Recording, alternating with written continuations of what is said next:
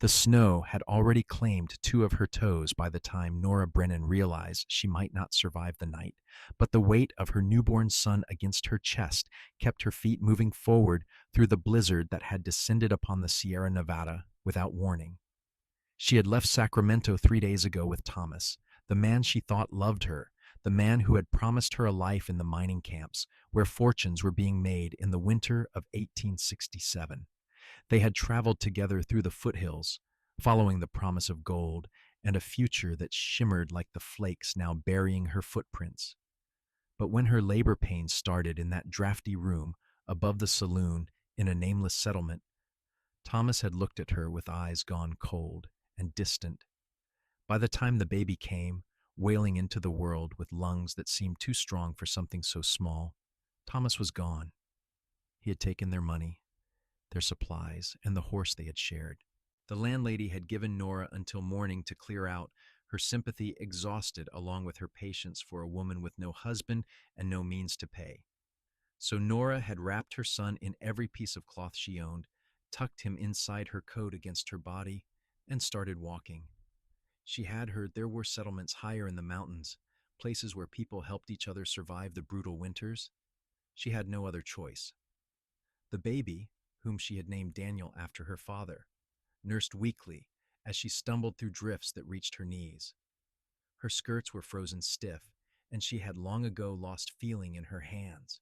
The world had become nothing but white and gray, the trees dark sentinels that offered no shelter from the wind that cut through her like a blade. She thought about sitting down, just for a moment, just to rest. The snow looked almost soft, almost inviting. Daniel had stopped crying hours ago, and that terrified her more than the cold. She pressed her hand against his back through the layers of fabric and felt the faint rise and fall of his breathing. Still alive, still depending on her. She could not stop. The sun was setting somewhere beyond the storm clouds when Nora saw the dark shape emerging from the white. At first, she thought it was another tree, or perhaps a hallucination brought on by exhaustion and cold. But then the shape moved, and she heard a sound that might have been a voice. She tried to call out, but her throat was too frozen, her lips too numb. She raised one hand, though the gesture cost her nearly all her remaining strength. The shape became a man on horseback, leading another horse behind him. He wore a heavy coat and a hat pulled low against the wind, and when he saw her, he kicked his mount into a faster pace. Nora tried to keep walking toward him, but her legs had finally given out. She fell forward into the snow, twisting at the last moment to protect Daniel from the impact. The cold embraced her, and she thought perhaps this was how it would end after all. Strong hands lifted her from the snow. A face appeared above her, young and weathered, with blue eyes that widened in shock as they took in her condition. "Good God! What are you doing out here?" The voice was rough with alarm, carrying a drawl that spoke of Texas or perhaps Oklahoma. Nora tried to answer, but no words came. She could only clutch at her coat where Daniel lay silent. The man understood immediately. His hands moved to her coat, opening it carefully, and his expression shifted from shock to something more determined when he saw the baby. "I have got you both," he said, his voice firm now, taking on the tone of someone who had made a decision and would see it through. "My place is not far. Hold on." He lifted her onto his horse with surprising gentleness, settling her in the saddle before mounting behind her. One arm wrapped around her waist, holding her secure, while his other hand managed the reins. Nora felt the warmth of his body against her back, and it hurt in a way she had not expected, sensation returning to places that had gone numb. She wanted to weep, but could not seem to manage even that. The ride passed in a blur of pain and cold. Nora drifted in and out of consciousness, aware only of the steady movement of the horse beneath her and the solid presence of the man holding her upright. She heard him talking to her, his voice a low rumble against her ear, telling her to stay awake, to keep breathing, that they were almost there. She wanted to tell him about Daniel, to make sure he understood, that the baby had to survive even if she did not, but the words tangled in her frozen throat.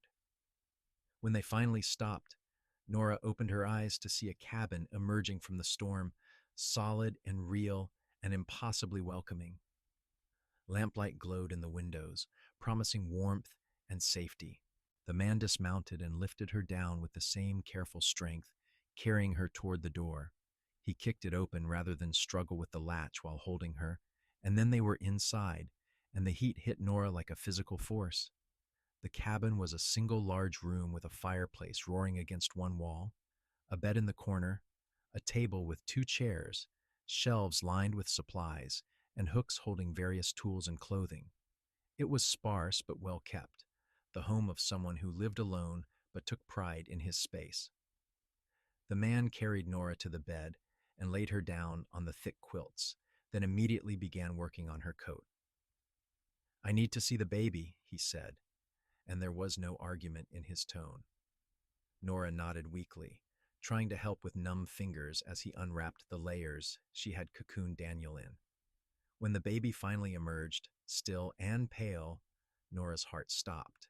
But then Daniel gasped and let out a thin wail, and the man released a breath he had been holding. He is alive, cold, but alive. He looked at Nora with those sharp blue eyes. "You saved him. Walking through that storm should have killed you both, but you kept him warm enough. That took more strength than most people have." He worked quickly then, with the efficiency of someone who had dealt with emergencies before.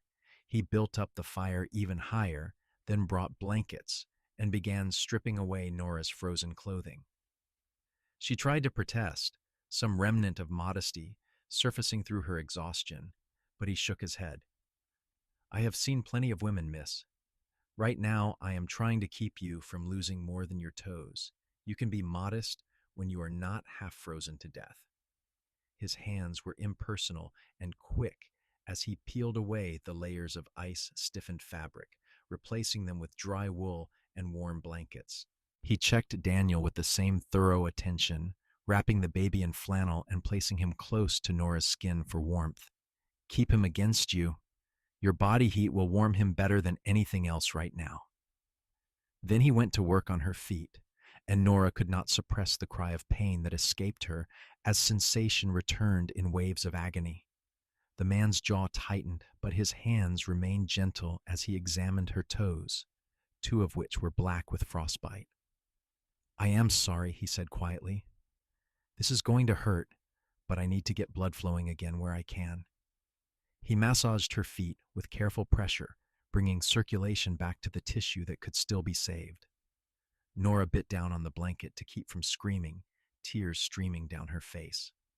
Daniel began to cry again, a stronger sound now, and that gave her something to focus on besides the pain. Her baby was alive. They had survived. "What is your name?" the man asked, his voice cutting through her haze of pain, giving her something else to anchor to. "Nora," she managed, her voice raspy and broken. "Nora Brennan. The baby is Daniel." "Adam Quinn," he replied, not looking up from his work on her feet. "You are on my ranch about 5 miles north of Sierra City. What in the name of all that is holy were you doing out in that storm?" The story came out in broken pieces as Adam worked, interrupted by gasps of pain and the need to tend to Daniel, who was rooting against Nora's chest, looking for food. Adam turned away to give her privacy while she nursed the baby, busying himself with preparing food at the small stove. The smell of coffee and beans filled the cabin, and Nora's stomach cramped with hunger. She told him about Thomas, the shame burning almost as hot as the pain in her feet. Adam listened without comment, his back to her, but she saw his shoulders tense when she described how Thomas had left. When she finished, Adam brought her a plate of beans and cornbread, along with a cup of coffee so hot it steamed. "Eat slowly," he instructed. "Your stomach needs time to adjust. And drink plenty. You are dehydrated." "Thank you," Nora whispered, and the words felt impossibly inadequate for what he had done, for what he was still doing. "I have no way to repay you. I have nothing left." Adam finally looked at her directly, and his expression was serious but not unkind. I am not asking for repayment. You needed help, and I gave it. That is what people do out here if they are worth anything. Tomorrow we will figure out what comes next. Tonight, you rest and warm up and take care of that baby. He moved around the cabin, preparing his own meal, tending to the horses he had brought in from the storm, checking the fire. Nora watched him through heavy eyelids, taking in the details she had missed in her earlier desperation. Adam Quinn was tall, probably in his early 20s, with dark hair that curled slightly at his collar and a lean, strong build that spoke of hard physical work. His face was sun-weathered and handsome in a rough way, with a straight nose and a mouth that looked like it might smile easily under different circumstances. He moved with the grace of someone comfortable in his own skin, confident but not cocky. "How old are you?" The question slipped out before Nora could stop it, exhaustion loosening her tongue.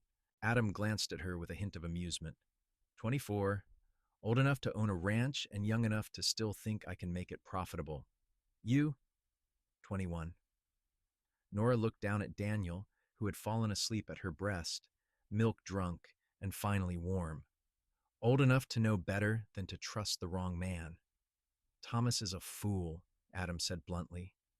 Any man who walks away from his own child is not worth the air he breathes.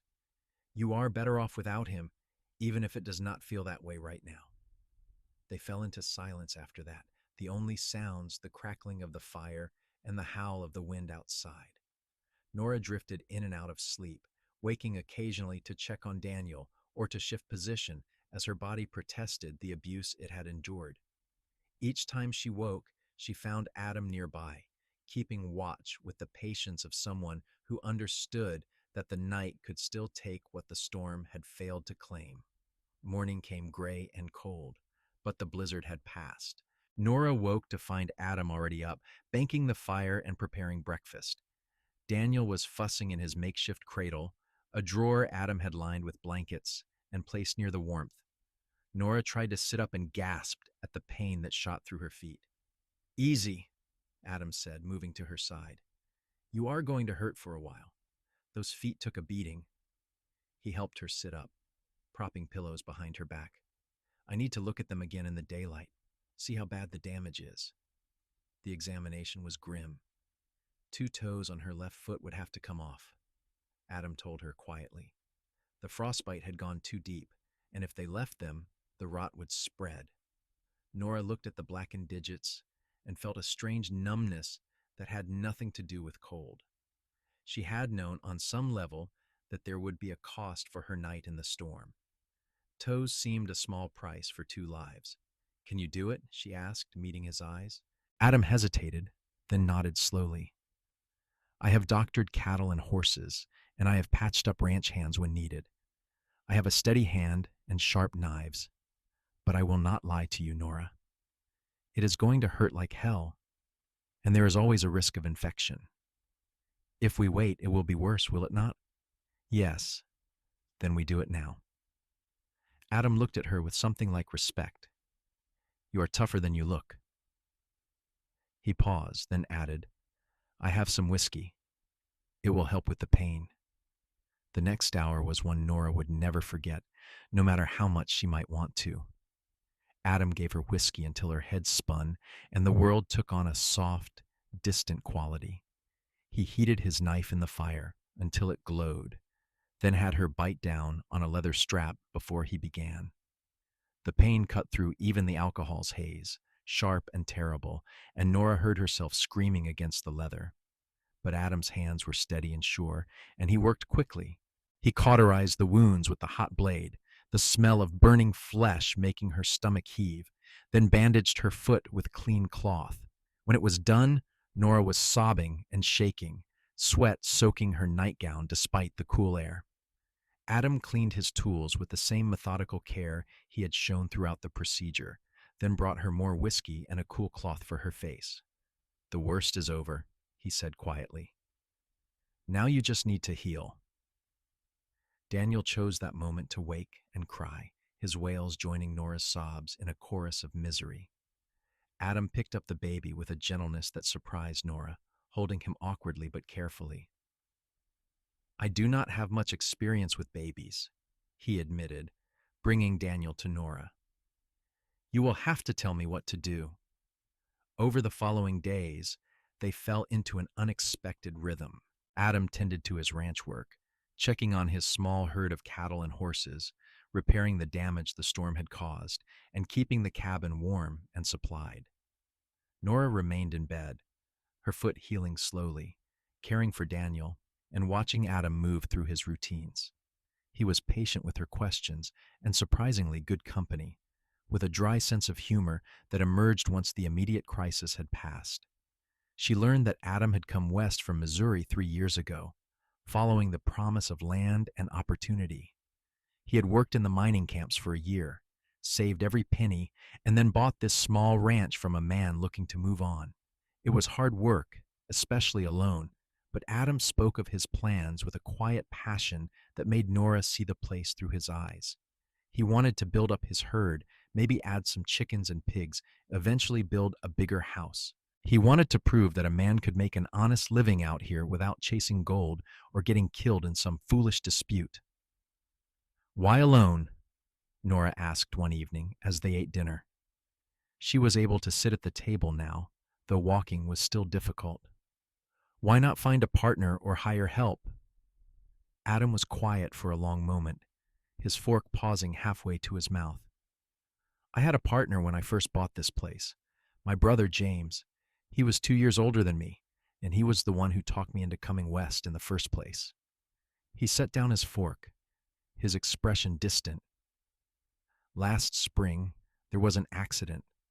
A horse spooked and threw him, and he hit his head on a rock. He was gone before I could even get him back to the cabin. I am so sorry, Nora said softly, and she meant it. She understood loss, understood the hollow place it left behind. After that, I just kept working, Adam continued. It seemed easier than thinking too hard about being alone, and I guess I figured I did not need anyone else. James and I had always done everything together, and the thought of finding someone else to fill that space felt wrong somehow. He looked at her then, his blue eyes direct. But having you and Daniel here these past days has reminded me that being alone is not the same as being content. There was something in the way he said it that made Nora's breath catch. She had been so focused on surviving, on healing, on caring for Daniel, that she had not let herself think about what came next. But Adam's words opened a door she had been keeping firmly closed. She found herself noticing things about him that had nothing to do with gratitude for his help, the way his hands moved with such sureness and grace, the sound of his laugh when Daniel grabbed his finger and would not let go, the care he took with everything he did, from cooking meals to mending the fence outside. What will you do? Adam asked after a moment. When your foot is healed enough to travel, I mean. Do you have family you can go to? Nora shook her head. My parents died when I was 16. I was working as a seamstress in Sacramento when I met Thomas. I thought he was my future, my way out of working 14-hour days in that stuffy shop. She laughed bitterly. I was a fool. You were hopeful, Adam corrected. That is not the same thing. He paused, seeming to wrestle with something, then said in a rush, You could stay here, both of you. The words hung in the air between them, heavy with implication. Nora stared at him, her heart suddenly pounding. Stay? Adam's face flushed, but he held her gaze. Not like that. I mean, I am not asking for anything improper, but this place is big enough for 3 people, and God knows I could use the help. You said you were a seamstress. My clothes are falling apart, and I am terrible at mending. And once you are healed, there is plenty of work around a ranch that does not require heavy lifting. Cooking, tending the garden in spring, helping with the animals. He was talking faster now, as if afraid she would interrupt. You would have a safe place for Daniel to grow up, and I would not expect anything from you except honest work. You could have your own space, your own privacy. I would build a partition across the cabin, give you your own room. Nora felt tears welling up, but they were different from the tears she had shed in pain and despair. These were tears of relief, of unexpected hope. Why would you do this? You do not know me. I am another man's cast-off with a baby to support. You are a woman who walked through a blizzard to save her child's life, Adam said firmly. That tells me everything I need to know about your character. And Daniel is not a burden. He is a baby who deserves a chance at a good life. He reached across the table, stopping just short of touching her hand. I will not lie and say there is nothing in it for me. I am tired of being alone out here, and I would be honored to have you both stay if you are willing. What will people say? Nora asked, though she already knew she was going to say yes. A single man and a single woman living together, unmarried. Adam's jaw tightened. People will say whatever they want to say regardless of what we do. But if you are worried about your reputation, we can tell people you are my cousin, widowed, and down on your luck. No one in Sierra City knows me well enough to dispute it. Or he paused, his eyes meeting hers with an intensity that made her breath catch. We could make it legitimate. I am not asking you to marry me right now. But maybe in time, if we get along well enough, if you come to trust me, we could consider it. A real partnership, not just a business arrangement. The boldness of it should have frightened her. She had known this man less than a week, had been abandoned by the last man she trusted less than a month ago. But there was something about Adam Quinn that felt solid and true, in a way Thomas never had. He had not made empty promises or painted beautiful lies. He offered hard work and honesty and a chance at a life built on mutual respect.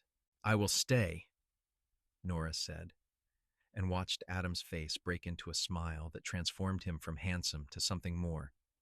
Not as your cousin. I am done with lies, even convenient ones.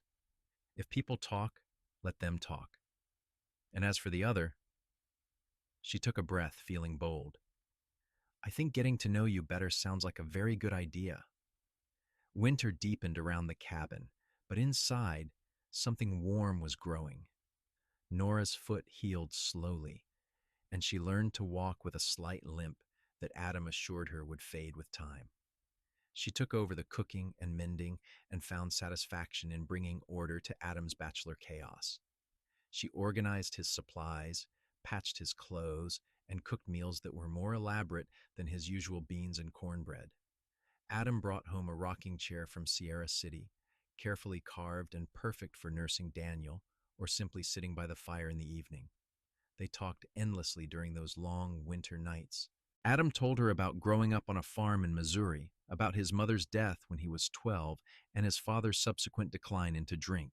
He spoke of following his brother west, seeking fortune and finding hard work instead, and discovering that he preferred the honesty of labor to the false promise of easy gold.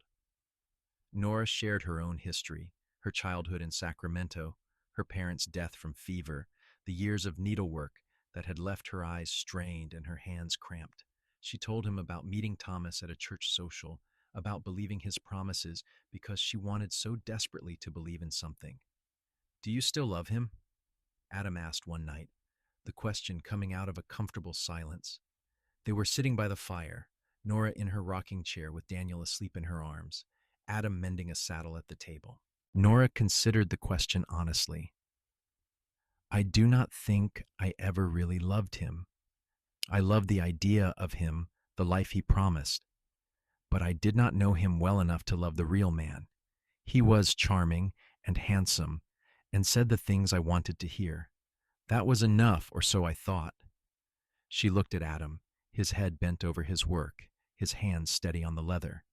I am learning that there is a difference between pretty words and genuine character.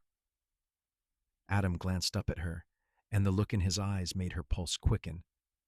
I am not good with pretty words, never have been, but I will always tell you the truth, Nora. That much I can promise.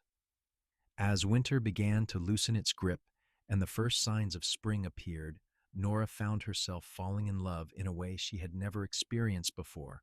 It was not the breathless excitement she had felt with Thomas, all intensity and passion without substance. This was deeper, built on the small moments that made up their daily lives. The way Adam always made sure she had the warmest seat by the fire. How he would get up in the night to check on Daniel, bringing the baby to her for feeding without being asked. The pride in his eyes when she showed him a shirt she had made from fabric he brought back from town. The gentle way he helped her exercise her healing foot, encouraging her when it hurt and celebrating each small improvement. One evening in early March, Adam came back from checking the herd with wildflowers in his hand, the first blooms of spring pushing through the remaining snow. He stood in the doorway looking almost nervous, this broad-shouldered man who faced down storms and hard labor without flinching. "I thought you might like these," he said, offering the flowers awkwardly. "They made me think of you, something beautiful surviving in harsh conditions." Nora took the flowers, her throat tight with emotion. "They are lovely, thank you." She found a cup to use as a vase, arranging the blooms with care. When she turned back, Adam was still standing there, that unusual nervousness still evident. "Nora, I need to say something, and I need you to hear me out before you respond." He took a breath, squaring his shoulders as if preparing for battle. "I know I said I would not rush you, that we would take time to know each other, and I have meant that, but I need you to know that I have fallen in love with you. Not because you are convenient or because I am lonely, but because you are strong and kind and braver than anyone I have ever met.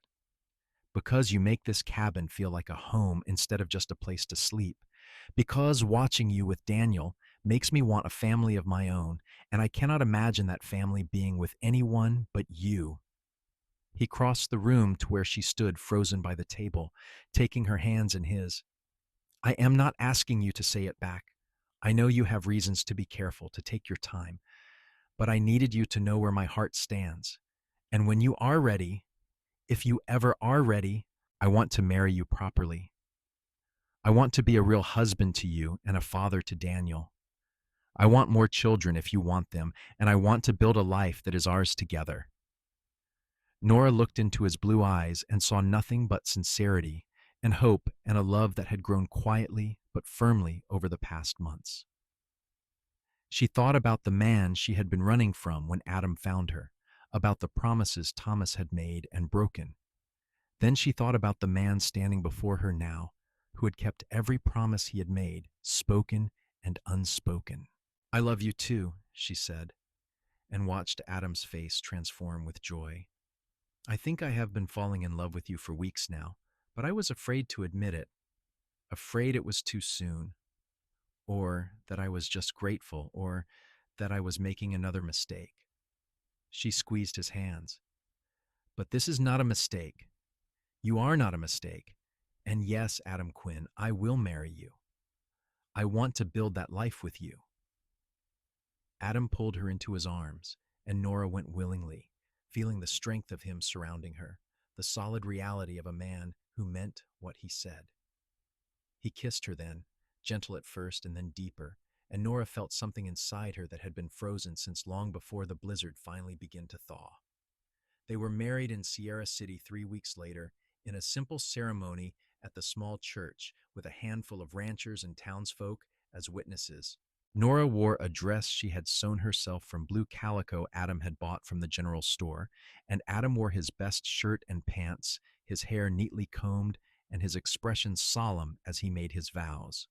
Daniel, now 4 months old and thriving, was held by the preacher's wife during the ceremony, and only cried once, right as they were pronounced husband and wife, making everyone laugh. They held a small celebration at the cabin, with music provided by a rancher who played fiddle, and food contributed by neighbors who seemed genuinely happy to see Adam settling down. If anyone had suspicions about Daniel's parentage or the speed of the courtship, they kept it to themselves. Out here, people understood that survival sometimes required unconventional arrangements, and a man and woman finding happiness together was worth celebrating regardless of how they had started. That night, alone in their cabin with Daniel sleeping peacefully in his cradle, Adam and Nora came together as husband and wife with a tenderness that made Nora weep. He was gentle with her, careful and patient, asking if she was all right, if he was hurting her, if this was what she wanted. It was so different from her awkward, hurried encounters with Thomas that it felt like a revelation. This was what it meant to be loved, to be cherished, to be with someone who cared about her pleasure as much as his own. Afterward, lying in Adam's arms with her head on his chest, listening to the steady beat of his heart, Nora felt a peace she had never known. "I wish I had met you first," she whispered. "Before Thomas, before all the mistakes. I wish Daniel was ours from the beginning." Adam tightened his arms around her. "Daniel is ours. Blood does not make a father. Love and commitment make a father. I will raise him as my own, and he will never know anything different unless you choose to tell him someday." He pressed a kiss to her hair. "And as for meeting me first, I cannot regret your past because it brought you to me.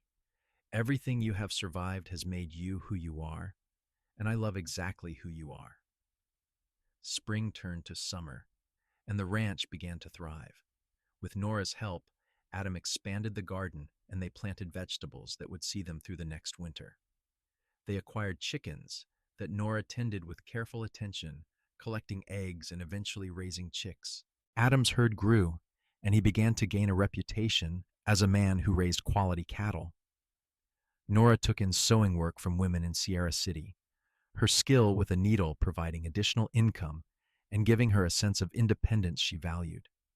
Daniel grew from a tiny infant into a chubby, happy baby who lit up whenever Adam entered the room.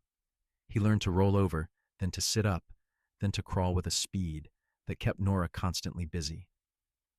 Adam built him toys from wood, simple things that Daniel gummed and waved with equal enthusiasm. In the evenings, Adam would lie on the floor and let Daniel crawl all over him, making exaggerated sounds of surprise that sent the baby into fits of giggles. "You are going to spoil him," Nora said one evening, watching this performance with amusement. "That is my right as his father," Adam replied, tickling Daniel's stomach and making him squeal. "Besides, I like hearing him laugh. He has the best laugh." One hot day in July, as Nora was hanging laundry and watching Daniel play in the shade of the porch, a rider approached the cabin. Nora tensed instinctively, her hand moving to the rifle Adam had taught her to shoot, which she now kept close whenever he was out with the herd. But as the rider drew closer, her blood went cold. She knew that horse. She knew that slouching posture in the saddle. Thomas reined in his mount and tipped his hat, his smile as charming as ever. "Hello, Nora. You are looking well. Better than the last time I saw you." Nora did not smile back. She picked up Daniel, holding him close, and kept her other hand near the rifle. "What are you doing here, Thomas? I heard you married some rancher. Thought I would come see how you were getting on." His eyes moved over the cabin, the healthy garden, the chickens scratching in their pen. "Looks like you landed on your feet, or should I say foot? I heard about what happened. That must have been rough. What do you want?" Nora asked coldly. Her heart was pounding, but her hands were steady. She was not the desperate woman Thomas had left anymore. Thomas dismounted, moving closer to the porch, and Nora raised the rifle. "That is close enough." He stopped, raising his hands in mock surrender. "Easy now. I just came to talk. Thing is, I have been thinking. That is my son you have got there. I have been hearing around town that your husband is doing pretty well for himself. Got land, got cattle, got money coming in. And I got to thinking, maybe I was hasty, leaving like I did. Maybe I should be part of my boy's life after all." Nora felt rage rise in her throat, hot and bitter. "You abandoned us. You left us to die in that storm. You do not get to come back now that life is good and claim any rights. The law might see it different," Thomas said, his smile fading into something harder. "I am Daniel's father by blood. That counts for something. And if I were to make trouble, claim you took my son and married another man, without my permission, well, things could get complicated for you and your rancher. Courts do not look kindly on women who keep children from their fathers." "Are you threatening me?" Nora's voice was shaking now, but with fury rather than fear. I am suggesting a business arrangement. Your husband pays me, say $1,000, and I sign papers saying I give up all claim to the boy. I go on my way. You never see me again. Everybody wins. That is extortion. That is practical. Thomas shrugged. I am giving you an easy out here, Nora. Pay me and all your problems go away. Or do not pay me and I make your life very difficult. Your choice. Before Nora could respond, another voice cut across the yard. I suggest you get back on that horse and ride away while you still can. Adam was walking toward them from the direction of the barn, and there was something in his expression that made Thomas take a step back. Adam did not raise his voice, did not shout or bluster, but the steel in his tone was unmistakable. You have no rights here. Not to the child you abandoned, not to the woman you left to die, not to anything on this land. I am Daniel's father, Thomas said, but his confidence was wavering. No, you are not. You are the man who planted a seed and ran away. I am his father. I am the one who gets up with him in the night. I am the one who will teach him to ride and shoot and be a decent man. I am the one who will be there for every scraped knee and every milestone. Adam stopped a few feet from Thomas, and although Thomas was taller, Adam seemed to fill more space. Now, you have two choices. You can leave right now and never come back, and we will pretend this conversation never happened. Or you can keep talking about courts and rights, and I will make sure every person in this territory knows that you abandoned a woman and infant in a blizzard. Let us see how many people want to do business with a man like that. You cannot prove anything, Thomas said, but he was already moving back toward his horse. I can prove that Nora nearly died of frostbite. I can prove that she lost 2 toes. The doctor in Sierra City documented everything when I took her in for a follow-up examination. I can prove that you were seen leaving town the day Daniel was born, and I can make enough noise about it that your name becomes mud from here to Sacramento. Adam's voice dropped even lower. I am a patient man, Thomas, but when it comes to my family, I have limits. You are testing those limits. I suggest you stop. Thomas mounted his horse with jerky, angry movements. You have not heard the last of this. Yes, I have, Adam said with finality.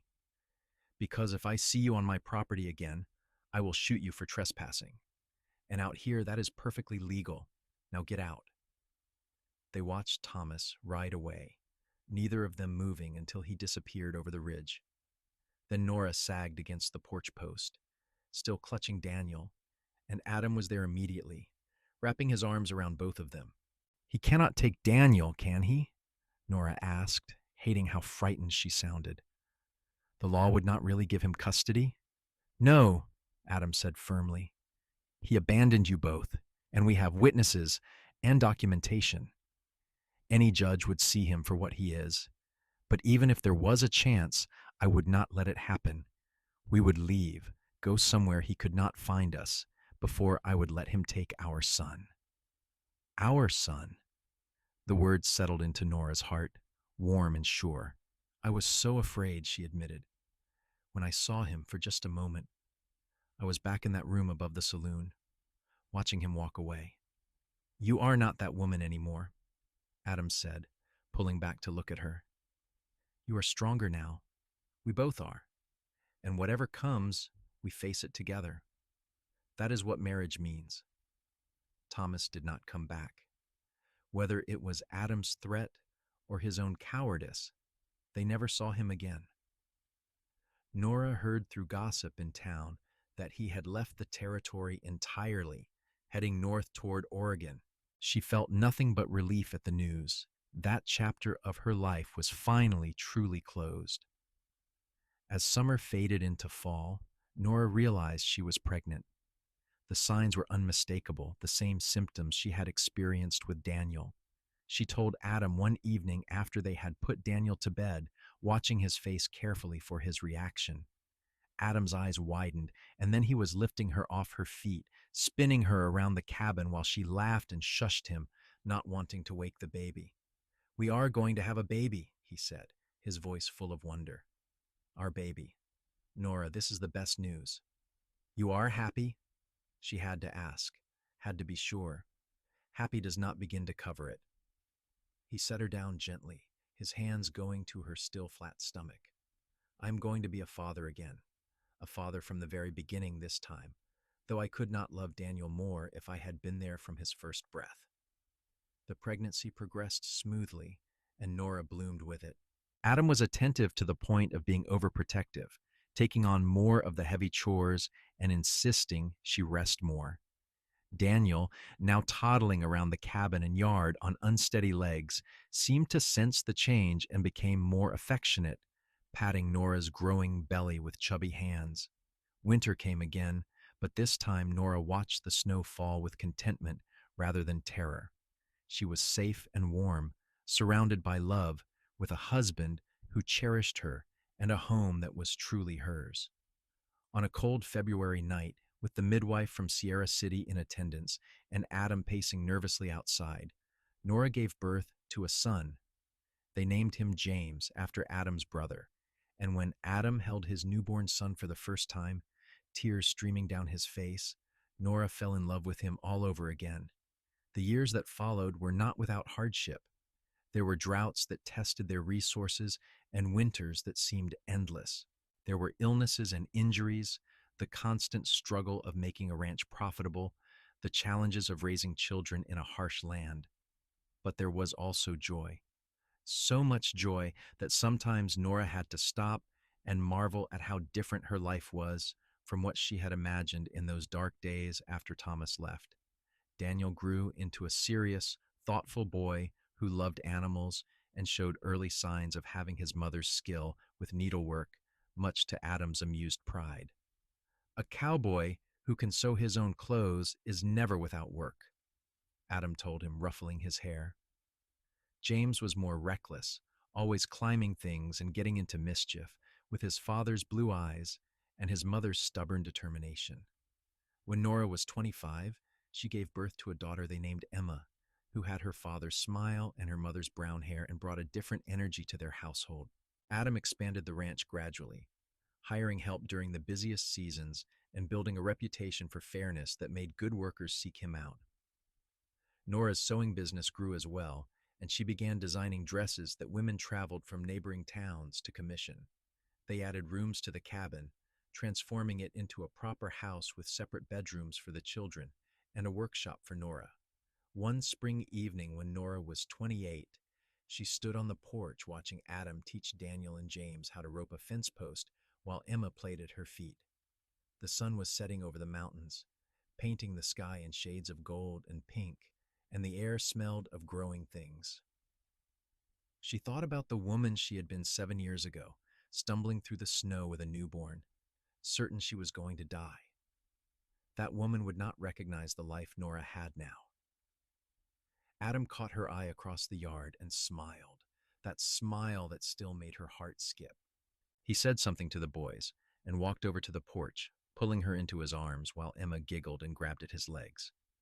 "What are you thinking about?" he asked, pressing a kiss to her temple. "How lucky I am," Nora said honestly. "How a blizzard that should have killed me brought me home instead." "I am the lucky one," Adam countered. "You could have walked right past my property that day. If the storm had pushed you a half-mile east or west, I never would have found you. But you did find me. You saved us." "We saved each other," Adam corrected. "You gave me a reason to be more than just a man working alone on a ranch. You gave me a family, a purpose, a life worth living. That is worth more than I can ever repay." Emma tugged on Adam's pants, demanding attention in the imperious way of 3-year-olds. He scooped her up, settling her on his hip, and wrapped his other arm around Nora. They stood there together, watching their sons practice their roping, the mountains rising in the distance, the ranch spreading out around them. "Do you ever wonder what would have happened if Thomas had not left?" Adam asked quietly. It was a question he had never posed before, one they had both avoided. Nora considered it honestly. "Sometimes, but I do not think we would have been happy. He was not capable of the kind of love we have. He wanted something from me, but he did not want to build something with me. There is a difference. I want to build everything with you, Adam said, every day, every moment, every challenge and triumph. That is what marriage should be. As the sun dipped below the mountains and the first stars appeared, they went inside together. Adam started a fire while Nora prepared dinner, the boys chattering about their day, and Emma helping by mostly getting in the way. It was ordinary and perfect, the kind of evening that would be repeated hundreds of times over the years to come. That night, after the children were asleep and the fire had burned down to embers, Adam and Nora lay in their bed, talking quietly. It was a ritual they had maintained since their first days together, this time to share thoughts and make plans and simply enjoy each other's company. I have been thinking, Adam said, about expanding the herd again. Maybe bringing in some better breeding stock. Jenkins over in Nevada City has some cattle he is looking to sell. Can we afford it? Nora asked practically. She handled most of their finances, her education, and natural aptitude for numbers making her better suited to the task than Adam. With what we made from last year's sale and your sewing income, yes, it would be tight, but it would pay off in a few years. They talked through the details, weighing risks and benefits, making decisions together as they always did. This was the foundation of their marriage. This partnership built on mutual respect and shared goals. They did not always agree, but they always listened to each other, always worked toward compromise. I love you, Nora said, when they had exhausted the topic of cattle breeding. I do not say it enough, but I love you more than I can express. You have given me everything I did not know I needed. Adam pulled her closer, his hand tracing lazy patterns on her back. You say it every day in 100 different ways. The way you smile at me across the dinner table. The way you patch my clothes even though I know you have paid work you could be doing. The way you trust me with our children and our future. I hear it all. They made love slowly, tenderly, with the ease of long familiarity and deep affection. Afterward, drifting towards sleep, Nora thought about the journey that had brought her here. The pain and fear of that winter night seemed like something from another lifetime, something that had happened to a different person. But she knew it was all connected, that she could not have this joy without having survived that suffering. The years continued to pass, bringing changes both expected and surprising. Daniel, at 16, announced he wanted to become a veterinarian, having developed a passion for animal medicine. Adam and Nora scraped together money to send him to study in Sacramento, proud beyond measure of their eldest son's ambition. James took to ranching like he was born to it, learning everything Adam could teach him and showing signs of being an even better cattleman than his father. Emma, to everyone's surprise, showed a talent for business and began helping Nora expand her sewing operation into a mail-order enterprise that brought in customers from across California. When Nora was 32, she gave birth to twins, a boy and a girl they named Samuel and Grace. Adam joked that they were trying to populate the entire ranch, but his joy at the expanding family was evident. The house grew larger still, rooms added as needed, until it was the largest home in the area and a source of pride for the whole family. Nora's foot, which had troubled her for years after the frostbite, eventually healed as fully as it was going to. She would always walk with a slight limp, and cold weather made it ache, but it did not slow her down. If anything, those missing toes served as a reminder of what she had survived, of the strength she had not known she possessed. On their 10th wedding anniversary, Adam surprised Nora with a trip to Sacramento. They left the children in the care of a trusted neighbor and spent 3 days in the city, staying in a hotel and dining in restaurants and attending a theater performance. It was a glimpse of the life Nora had left behind, but she found herself eager to return to the ranch, to the life they had built together. Do you ever miss it? Adam asked as they sat in their hotel room on the last night. The city, the society, the things you gave up to marry a rancher. Nora laughed. I gave up 14-hour days in a cramped shop and a rented room the size of our pantry. What I gained was a partnership, a family, a home, and a man who loves me truly. That is not a sacrifice, Adam. That is the best trade I ever made. They returned to the ranch to find that James had managed everything perfectly in their absence, and that the younger children had mostly behaved themselves. Life resumed its familiar rhythms, the seasons turning in their eternal cycle, each year bringing its own challenges and rewards. When Daniel returned from his studies as a fully trained veterinarian, he set up practice in Sierra City but lived on the ranch, building a small house on the property with his father's help. He eventually married a quiet, intelligent woman named Sarah, who had come west to teach school, and they gave Nora and Adam their first grandchild, a girl named Rose. James married at 21, choosing a rancher's daughter from a neighboring property, a strong-willed woman named Catherine who could ride and rope as well as any man. They built their home on the other end of the ranch and worked the land alongside Adam, the three of them forming a formidable team. Their first child was a boy, robust and loud, who they named Adam after his grandfather. Emma waited longer, focusing on her business ventures, but at 26 she married a banker from Sacramento who had been courting her through letters for 2 years. She moved to the city but visited often, always bringing news of the wider world and orders for her mother's designs. The twins, Samuel and Grace, grew up in a household full of love and laughter, with nieces and nephews constantly underfoot. Samuel showed signs of becoming a scholar, his nose always in a book, while Grace inherited her mother's gift with needle and thread and talked of one day taking over the sewing business. By the time Nora was 45, the ranch had become a family compound, with 3 houses clustered together and a fourth being built for the twins when they came of age. What Adam had started alone, working himself to exhaustion after his brother's death, had become a legacy. The Quinn Ranch was known throughout the territory for the quality of its cattle, the strength of its family, and the fairness of its dealings.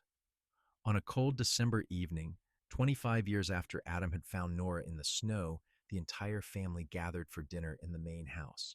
The table had been extended to its fullest length to accommodate everyone. Nora and Adam at the heads, their children and their spouses arranged along the sides, grandchildren squeezed in wherever they could fit. The noise level was tremendous, with multiple conversations happening simultaneously, children laughing, babies crying, the sounds of a large, happy family. Nora looked around the table, her heart so full it seemed impossible that it could contain so much love.